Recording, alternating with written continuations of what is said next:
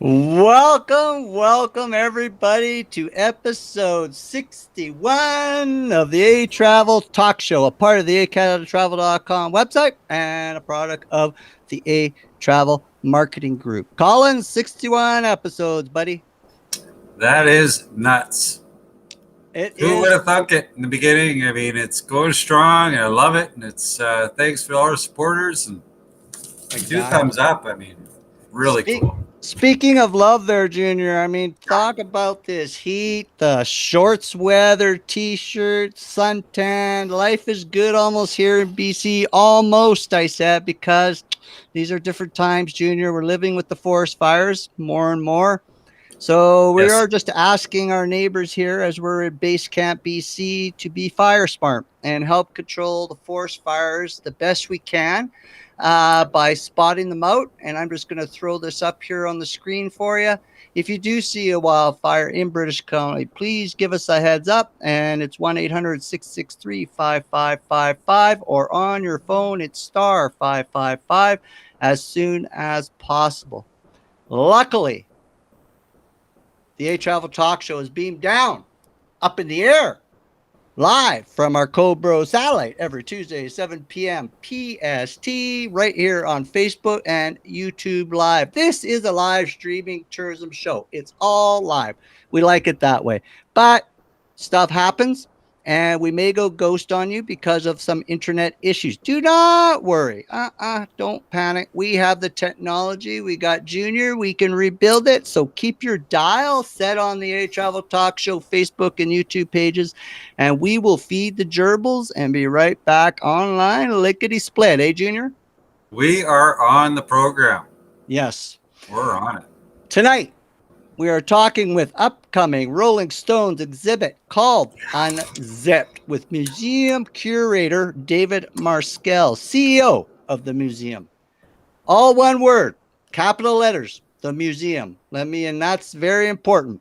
And it's part of the whole game. Junior, we are big on telling stories too, just like David's going to be sharing with us about ideas and experiences with that authentic marketing and training program experience community that we design, which Mhm. won 2021 national and provincial awards for best community marketing program. So it sounds like we think alike there, Call.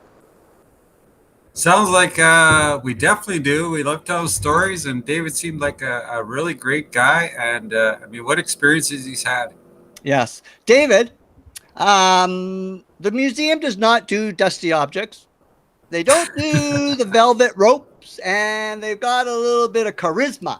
No, the museum, all one word, all capital, is focused on presenting fresh, relevant cultural content from around the globe. This is no museum. It's no dusty place of artifact. It's a place of ideas and a place of stories. It's a new twist on a museum, and I like it. So David and the Rolling Stones, virtually, sort of, will be joining us soon, as the Rolling Stones so rightly put it. I can't get no satisfaction until we hear David's story. Sounds pretty Yes. Canadian cool, eh, Junior? Sounds pretty awesome. I mean, we all have our favorite Rolling Stones song, and sounds like a museum is like an immersion into the life of the Rolling Stones. And Yep. if you're in Kitchener near the area, go. Yes. My name is Greg Gerard. This is Cobro Jumping Jack Flash, Colin Gerard. We are the brothers of tourism, your maple leaf wearing, maple syrup guzzling, moose loving, beaver hugging Canadian term hosts on the A Travel Talk Show, coming to you live from Base Camp here in Maple Leaf, Canada. So recently we've won some badges of honor. Just to share a bit before we bring the great Yes. David, the Mr. Museum, on. We were voted the best Canadian adventure travel website by Lux Life Tourism Awards. We're ranked top 25 global travel blogger by Global Rise. We were just ranked top 100 global influencers January 2021 by Cloud Power Influencers. And we won the best community marketing program in Canada and British Columbia by Canada Prestige Awards and the BC Economic Development Association. Grab Woohoo! our email and give us a shout. You got some ideas. But tonight, we're here to talk museums and some Rolling Stones. As the Stones put it, Call, shine a light on the museum. All capital, all one word. Look at us referring to Stones, Junior. Are we just totally hooked into this or what? Well, it's pretty exciting to be announcing it. You know, the only show in Canada. You can't blow the lines, man. Oh, sorry, man. I don't. Like you told them like the back end of the book opposed to the first chapter. Okay, so the cat's out of the bag. David here is David Maskell of the museum is proudly hosting the exhibit of the only Canadian stop of the Unzipped Rolling Stones exhibit tour. So kudos to David for all the hard work, and that's a pretty big badge on his shoulder, I would definitely say. The Canadian Museum, I'm going to share a little bit about where we're at here in our tourism economy, because research is our thing. And because we love this country, we love exploring and showing off some travel. The Canadian Museums Association and its Canadian museums have already reported millions in lost revenues due to COVID closures. It's staggering. Revenue in Ontario, where David's putting house there, Junior, is located, was down about 64% a month in April 2020, and 63% of the museums indicating that it would lose all their revenues by the end of that month. And the BBC estimated that musicians lost 2/3 of their income in 2020. Among the most shocking revelations is the evaporation of what we all love, our live Canadian music concerts and exhibits, which has led to a decline in revenue of 233 million in just 6 months as of December 2020. So it's good to have, and we're happy to be part of bringing this back up and bringing it back up alive. Live events, music, and focus on music, focus on attractions and museums. So we're extremely happy to have Mr. David Maskell to the show. So who better to talk museums there, Junior, and rock and roll classic. We all grew up to the Stones. Come on, don't kid you. We're not even having to age yourself, because you know what? 20-year-olds, 15-year-olds, and 10-year-olds are listening to the Stones now. Yeah. The music doesn't age. Yeah, it's ageless for sure. I mean, right? It's good music lasts forever. And I, like you say, with the industry opening up, and I mean, I can't wait to see my first music festival. Exactly. I mean, who doesn't want to do that? Oh, I can't wait. CEO. So I'm going to tell you a little bit about Mr. David here. It's quite an interesting little story we have to tell. But David is the CEO of the museum, which is located in Kitchener, Ontario, Canada. Okay. He's worked, and this is pretty cool. I would think it's pretty cool. David has worked strategic initiatives and partnerships for Ontario, with Ontario Place. He was chief of staff for the Ministry of Labor in Ontario at one time, and a director of marketing for the Canadian National Exhibit. But tonight, though, there, Junior, what we're talking about is the marketing of the marketing and the Unzipped exhibit hosted by the museum. One word, all capital, by the museum, led by our guest tonight. I'm proud to welcome to the show Mr. David Maskell, the CEO of the museum. So everyone in the virtual world, let's put our virtual hands together, and welcome David Maskell to the Travel Talk Show studio.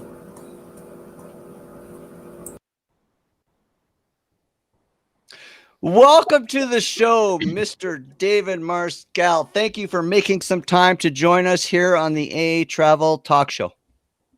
Thank you very, very much for having me and actually pronouncing my name properly. Not many people get it right, so I love that. There you go. I've been doing a little bit of research on the side, I think. That's the little key there. Scoring points already with the museum in Ontario. I like that. So, David, for our viewers, if you wouldn't mind, we are on the West Coast, and we are trying to promote a lot of domestic tourism. So I think it's important that we give them a little bit of background of who is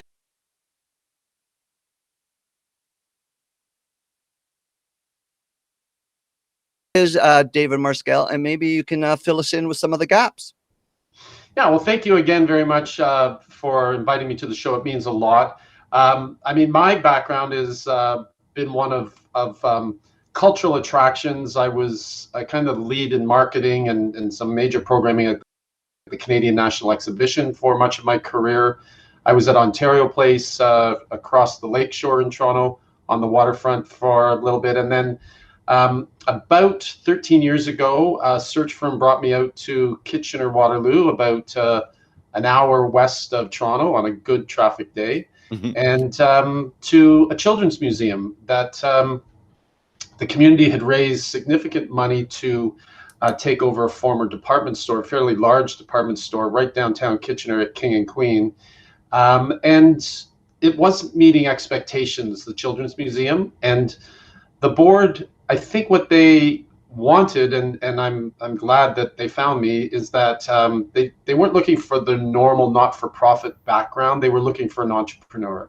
And that was something that I guess my parents had kind of instilled into me as I was coming along. So I came to Kitchener, moved the family here about, as I say, about 13 years ago. And along the way, we've rebranded to become The Museum, one word uppercase. It's kind of tongue-in-cheek in that we don't even have a collection. Our collection is more of experiences and so on. We're a bit of a maverick, viewed as in our community and so on. We take some risks for sure. And it's been a good run. I've enjoyed it. I've got a great young team, you know, one of our biggest risks will be to bring the Rolling Stones exhibition to for the Canadian date. Yep. And we're going to go right into that too. We're going to talk a lot about how we want satisfaction, I guess, David? There you go. That's what we want.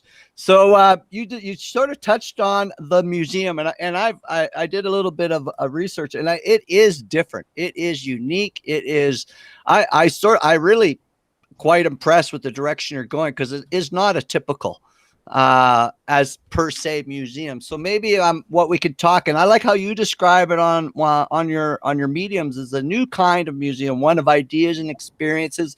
And then you got this nice little tagline: no dusty objects, no collection, no velvet ropes. And you're dedicated to presenting unique, fresh, relevant cultural content from all around the globe it reaches. So maybe you can give our viewers maybe a little bit about the museum and the kind of exhibitions and how it sort of segregates or separates you from the classic museum model. Yeah, well, I think it began with without a collection. Coming from being a children's museum, we weren't a museum of shoes like the Bata Museum, or of, you know, artifacts to a specific area of our community or anything like that. There is a heritage museum in our community, and they do a great job. So it allowed me to play some tapes of my time at the CNE, where I could bring an annual theme to the event and take a year to plan for it. And so it was a pretty wide open canvas, actually. And I knew different from the CNE in Ontario Place, where some people would have liked those properties to be condominiums or casinos or whatever. I knew in this Kitchener area, the Waterloo region, that it was unanimous they wanted this entity, what was the Children's Museum, to succeed. That was 100%. So that really made it a lot easier when I had that much support in the community.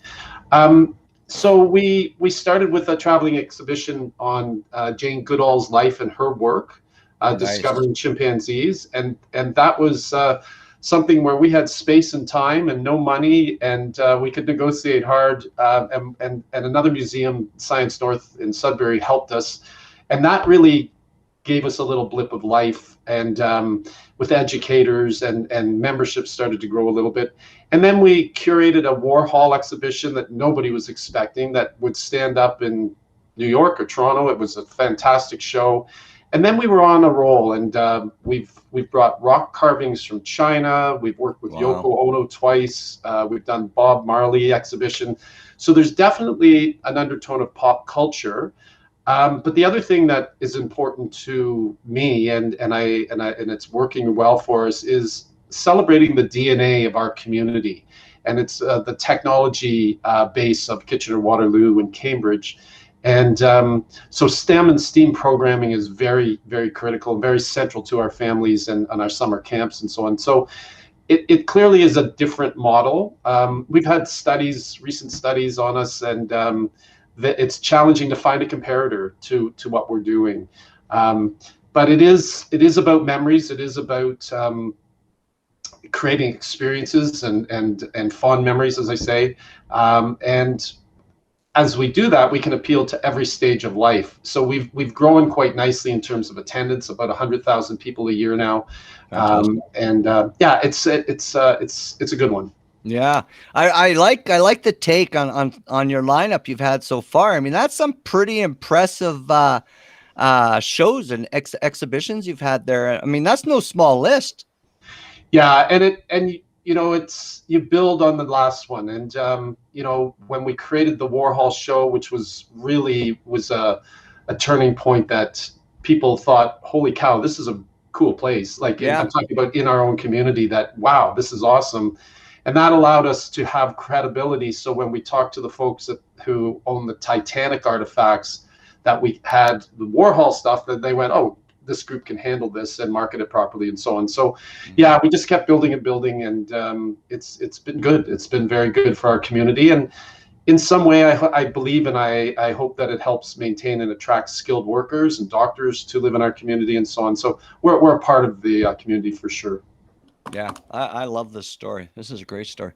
The Unzipped. Now, this is something that came across our marketing department, and they threw it on my desk, and they said, this is something, and it's something that's great for two reasons. It's great, I think, David. One, it's established, we get to meet each other. So first of all, I'm getting to understand who you are. You get to get a little bit of a Canadian A in you. And the second part is the whole fact of the lineups that you have. So I'd be very interested on future shows where we can help promote your lineup, especially because we're so focused on trying to get domestic tourism going.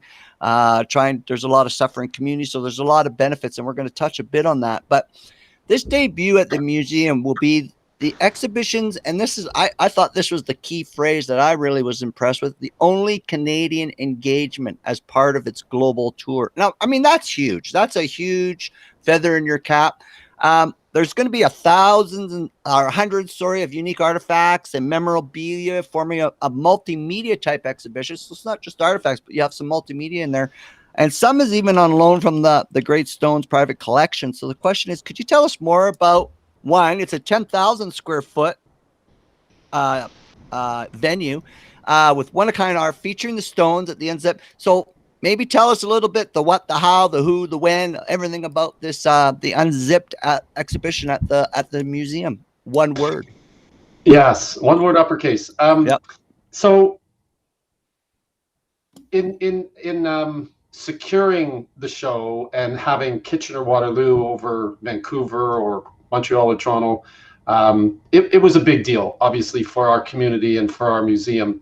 And I loved the band manager. She's a firecracker, Joyce. Great business person, and so on. And one of the media asked, how did Kitchener get this show? Yeah. And her response was, they really, really, really wanted it. And I read into that, it was a lot easier to say yes than to continue to take Marskell's emails. And so that was really tremendous that we were able to secure the Canadian date, and it was meant to go on a 12 city tour. I think they're expanding that now. It's been in about 8 or 9 cities, world capitals in Australia and in Tokyo, and started in London, New York, and on and on and on. So it clearly is a big deal for us to have secured it. The show itself will engulf our building. We will be the Rolling Stones Museum for a period of time. And it opens November 30th and runs through February 27th. And we're actually renting space elsewhere and collaborating with others in the community to really make it a festival, to really take advantage of it. Because as we're trying to share the audience with vacations and people moving around the provinces and the country and so on, we want to make sure that we share our audience locally with other attractions. And there's a huge opportunity to reboot the local economy, the hotels, the restaurants, and the bars, and so on. So the 10,000 square feet is basically, we'll have 5 floors of the building in play. There's a bit of it goes back to the very early years, and there's a recreation of Edith Grove and the apartment where the boys lived at a very young age. There's incredible collections of the costumes and clothing and so on that they wear on stage. guitar collections, art and artifacts that like the art of like Warhol created the Sticky Fingers album cover, so some of the original posters and original art and so on. And it really is a backstage tour, if you will, of their almost 6 decades. This January will take us into the 6th anniversary of their 62 launch. And it's it's interactive, and you can listen to guitar riffs and isolate different things. In the middle of the exhibition, and this is where we're unique, or one of the reasons we're unique, we're going to have the Voodoo Lounge, not at the end, but right in the middle. So as people walk through, they can stop and enjoy as they carry on to the grand finale, which is an incredible show in itself of the band when they played in Havana a couple of years ago. We've also created our own exhibition, a modest exhibition called Reverberations, Our Rock and Soul Legacy. And it's not the history of Waterloo Region music, but some cool moments, some really great moments that's happened here. So that will be a complement to the main show on Zipped. There's a museum called the Fashion History Museum, which is in Cambridge, part of Waterloo Region. And they're doing a show called Frock On. So they're connecting some of their gowns and clothing and so on, costumes, to music over the years. So really pleased to be working with them again. And one that we're very close to announcing, I guess I'm kind of saying it right now, but we're very, very close to being able to announce that we're going to bring the Ron Wood art exhibition. And the guitarist Ron Wood of the Rolling Stones is also a pretty accomplished, prolific artist. And so we will rent space up in Waterloo, which is, we're in Kitchener, and they're just a kilometer or two up King Street. So again, trying to build out that festival strategy to bring as many people to the community and try to encourage them to stay overnight or 2 nights and so on, giving them lots to do. Wow. If out of those 300 artifacts, is there some, I know you touched on some of them, but what do you think our viewers are going to recognize instantly from the Rolling Stones? What are some of the original objects that everyone knows about? And I've got a few in my head, so I want to see if we connect on that. Well, I think there'll be some very specific guitars that people will recognize right away. Some of their early drum sets, for example. The art, the posters and the album covers for sure. I mean, the artists and the creations there. And I mean, putting those album covers all up in one place and seeing them all at once, it's really a wonderful, it would be great wallpaper, right? Yeah. It's really, really terrific. I don't know, I mean, sorry, I'm not answering your question on this one, but that's okay. That tongue logo, I mean, that's got to be up there with Coca-Cola and whatever, right? Like that brand. And I give Joyce Smythe, the band manager, huge credit. I mean, show business is 2 words, and the boys have the show down pat. And Joyce grossed them something like $297 million on their last tour. And it's just such a great brand and a huge brand. And it's incredible the age range that are into the Rolling Stones. Certainly people older than me, and people well younger in their 20s and so on. It's really wonderful.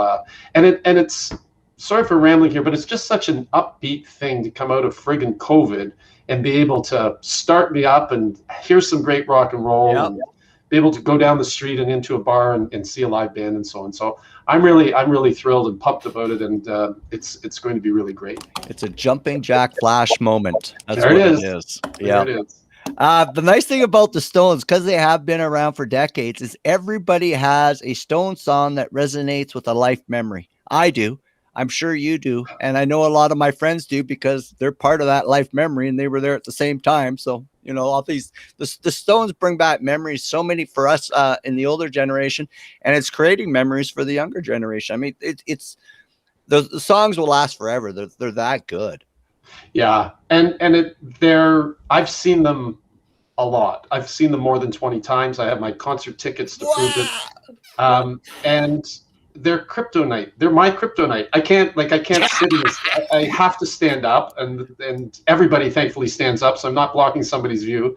But they are just so infectious once they get going. Once you hear Keith Richards, one of his guitar riffs start off the concert, it's incredible. It's incredible energy, and it's with you for days and weeks later. That adrenaline and that the power that they bring. So it's wonderful. Yeah, I totally agree. So this the Unzipped Rolling Stone exhibit means, what do you think it means? And I know we might be making a stretch here, but with us, with the lot of guests that we've had over, because we basically started the show because of COVID, so we could bring on experts to help the tourism business, our clientele.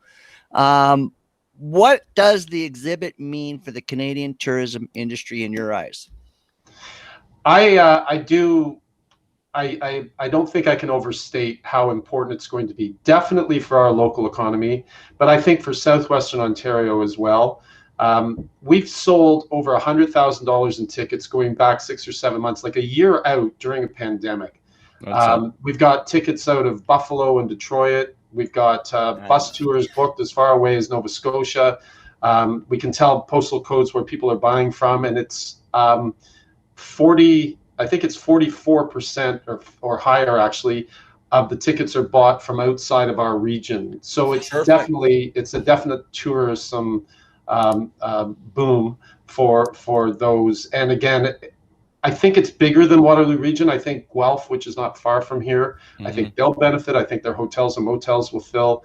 And I don't think you can overstate how significant it is. I mean, 2 years ago, in the great before, I went to see the Rolling Stones with my 20-something daughter and somebody 10 years older than me and people in between. And we sat in a field, like we were north of Toronto and Barrie at Burroughs Creek. And I've forgotten how many people were there, 70,000 or something. But they sat in a field, and they're my age. And so people are going to come to this. They're going to come to this, and they're going to come to this from across the province and across the country, I believe. Yeah. Yeah, I think that's very true, and it's if we continue to do this across the country, then tourism overlaps, and I really enjoy hearing that over 40% is new money coming into the community, and I think that's where we need to structure tourism a little bit more, is trying to get new money into our communities, not only larger centers but also smaller centers, with the lot. And I applaud you for taking that initial step. The museum hopes to inspire Canadians to plan their future travels for post-COVID. So why is Unzipped such a unique opportunity to promote? It sort of touches on the last bit, but because domestic tourism is top of mind for a lot of industry, whether it's Destination Canada, ehCanada, Indigenous Tourism Canada, we're all basically talking this domestic tourism. How does the Unzipped sort of tie into that? How is it sort of focusing on trying to send the message out to people that we're back? We want to entertain and we want to share. Yeah, again, I think that we did touch on that a bit, but I do think it goes to the power of the Rolling Stones brand, and it's something where boomers can relive their youth, and they can point at things and say, "Oh, do you remember that?" Or "That I was at that concert," or but there's still this younger group, the millennials and others, that are picking up on their music and so on. So there's just the power of their brand. But there's also, in my opinion, a direct connection to Canada, a direct connection to Toronto, where the Rolling Stones began three or four, five of their tours began out of Toronto, where they would spend the summer. And I can remember there would be Rolling Stone sightings where, Mick, they would all have houses, and you'd see Mick on a bicycle, and somebody would announce that and so on. And then they would pop up at the Horseshoe or some small bar, and it was the worst kept secret, and people would line up trying to get in. I did that, and I only got in once, but so that history and that connection to Toronto and to Canada is pretty strong. SARS stock, after SARS in 2013, they did a concert without being paid in Toronto, with many artists, the AC/DC, the Rolling Stone. There was a huge lineup. And they did that to help reboot Toronto after the SARS epidemic and so on. And one other real connection to Canada and Toronto is in 1977 on May the 4th, March the 4th, April Wine were to play the Alma Combo.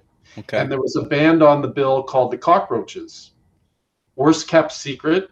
Everybody's in line. They know who it is. I'm in line down Spadina Avenue. I never got in. And it was the Rolling Stones. And they played the Alma Combo.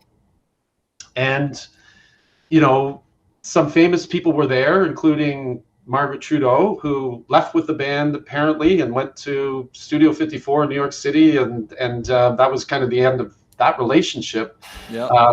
You know, that's part of our history. That's part of the Canadian history and so on. And so I just believe with all my heart this is going to be really big, and it's going to be even larger because of COVID. They want to do something fun. They want to get out and have some excitement, and those older people want to share that past with their younger children and so on.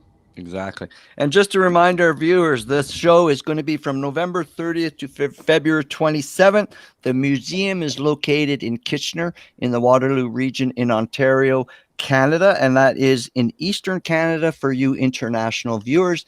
Hop on a plane, get your COVID test, and come and visit David here in Kitchener at the museum, uppercase 1. And we have been putting the website, emails, and all the social media. So we encourage you all to reach out to David, to the museum.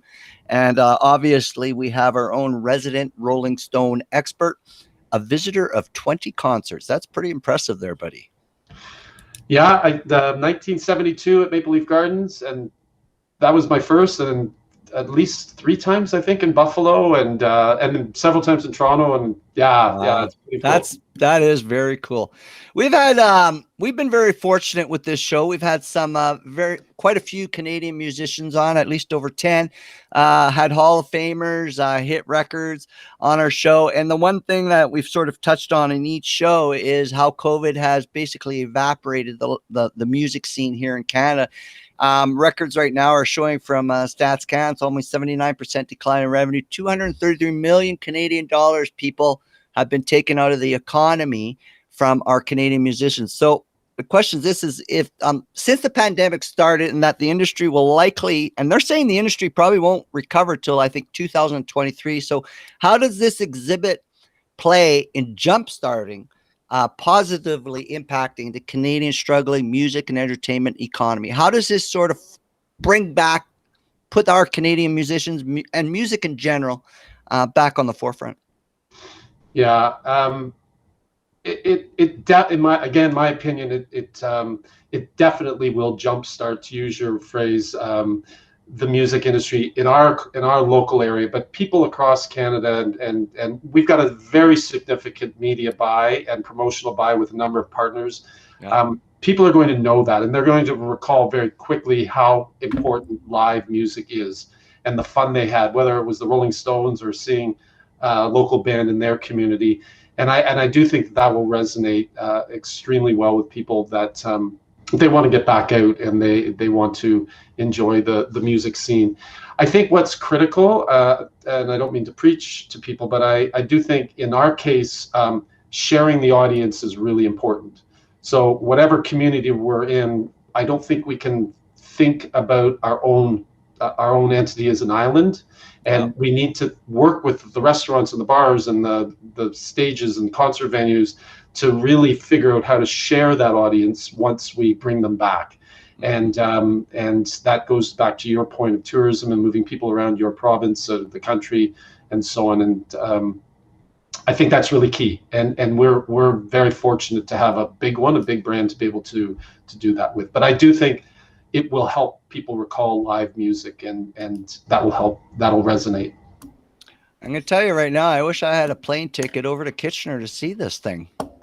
I mean, this sounds really fun. I can see it being a whole day activity. You know what? There's enough going on in the community that it's at least a day activity. And you just touched on a plane into Kitchener. We've just recently, a number of new airlines are coming to Kitchener from Vancouver, from Victoria, from Montreal, Ottawa, Winnipeg. There's a WestJet out of Calgary that's been around for a while. So there's a lot of ways of getting here for sure. Via Rail is a partner of ours, and they're going to be promoting across their corridor. And yeah, there's lots of ways for you to get here and lots of places for you to stay. Excellent, excellent. You just might keep that email box open. We'll There it see is. what we can do. So, David, I really appreciate, and again, everyone, David Maskell from The Museum, uppercase, all one word, The Museum. It's on the screen right now, themuseum.ca, and then I'm just going to share there up Unzipped, and there's the Unzipped website is on the screen. By all means, please reach out. We've been sharing email, his social media, his phone numbers, and we encourage you to free up your schedule between November 30th and February 27th for the Unzipped Rolling Stone exhibition. So, David, before we let you go, is there anything else that we maybe missed or you'd like to share? The stage is yours. If there's anything that you'd like to bring up with our viewers. Greg, I just need to know your favorite Rolling Stones song. I can't get no satisfaction. There David. you go. That's one of the biggest encore songs. I love it. I love that song. I when it comes on or when I put it on my my phone and I stick it in and I go for my bike ride, that's one on my playlist. Yeah. Listen, thank you very, very much for having me on. It's really an honor to be here, and thank you for what you do. Excellent. Excellent. Okay. Well, thank you very much, David. We're just going to put you back in that green room so you can enjoy our Canadian virtual beverages and food that we've stocked in there. Stay away from the screech, buddy. That stuff's dangerous. But we'll let you go, and hopefully we can have you back on for a lot more of your exhibits and let the country know.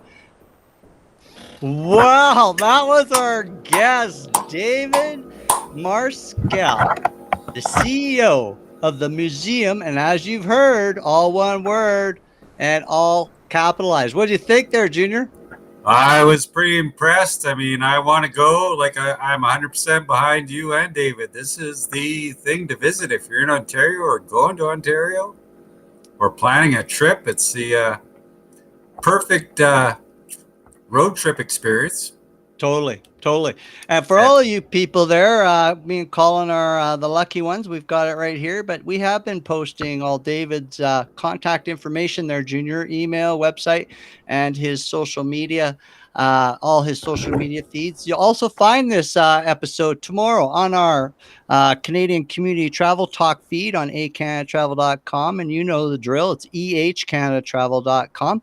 And with that, gets even better. We put it out through all our social media. We encourage you to share, support tourism across this great country of ours. What you see, you need to share. Tomorrow, and if soon, we got to thank you, the viewers. Can't forget that one, Junior. Yeah. Right? Thank the viewers for spending your last hour with us. We hope you enjoyed the show. We hope you learned a lot about when you are in Kitchener. You need to check out the museum, all one word and capitalized, no matter the exhibit. There's Andy Warhol, and then you've got Ron Wood, the guitarist, is going to bring his art show there. So come on. So check it out anytime you're within the hood of Kitchener.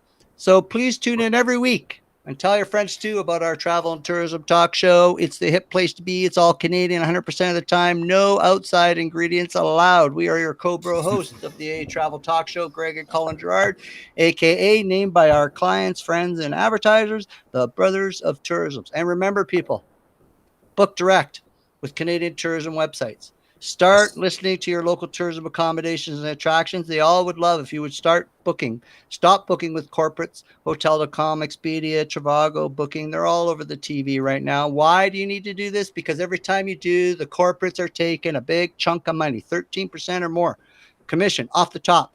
Fees that used to stay in the community, paying for baseball uniforms, paying for a new lining on the community pool, putting a new roof on the curling rink. This money is gone out of the community, never to be seen again. These commissions are buying billionaires, sports cars, airplanes, summer cottages, private islands. You know. One hotel I know spilled the beans to me one day. $30,000 a month out the door through commissions. One hotel in Canada. Stop the insanity, Canada. Nuts. When you book, it's so crucial. Go to the Canadian business website directly, book directly, get to know them, spend some time, get to know who they are, look at the host, follow what they're doing, look at whatever, just check them out. And then when you're there, and if you like it, then you go and you book directly with them and let them keep that 13%. If you don't know where they are, then you go to this wonderful little website, ehCanadaTravel.com. And what we do is we direct them. We direct you, everyone on there, we direct them to the website. No commissions, no games.